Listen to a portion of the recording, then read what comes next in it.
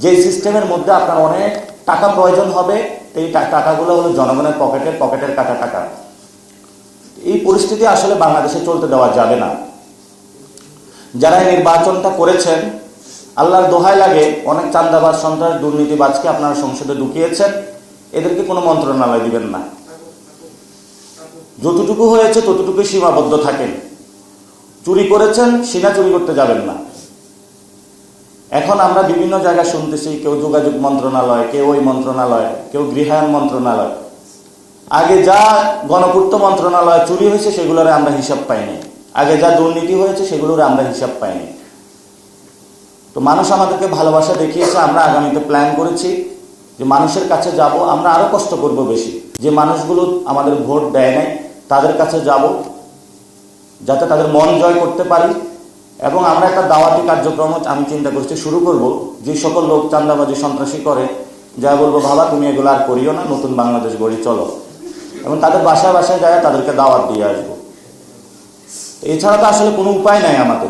তো জনগণ যারা আমাদের উপরে বিশ্বাস রেখেছে পুরো বাংলাদেশে, আমরা আপনাদেরকে ধন্যবাদ জানাই। বিশেষত আমাদের কয়েকটি আসন যেটাতে আমরা পাশ করেছি, সেখানে হলো প্রবাসীদের ভোট। প্রবাসীরা অভূতপূর্বভাবে শাপলাকলি এবং আমাদের 11 দলীয় জোটে হলো ভোট দিয়েছে তারা।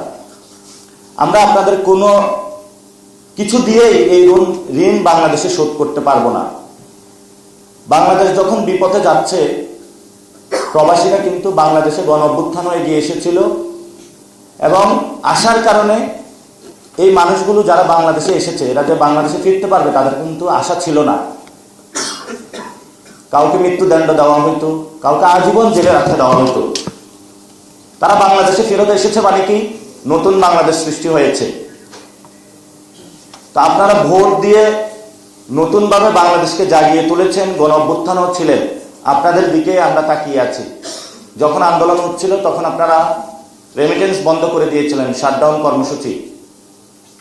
গণভোটের পক্ষে হাঁ ক্যাম্পেইন করেছিলেন এবং সব প্রবাসী গণভোটে হাঁ দিয়েছে নির্বিচারে বাংলাদেশ গঠনের জন্য। তো এখনো নতুন বাংলাদেশে আপনারা দেখবেন, এক চোর তো ইন্ডিয়া পালায়া গেছে, আরেকজন চুরি করার জন্য রেডি হচ্ছে। এই চোরদেরকে কিভাবে চুরি থেকে ঠেকানো যায়, আমাদেরকে সবাইকে একটু সজাগ থাকতে হবে।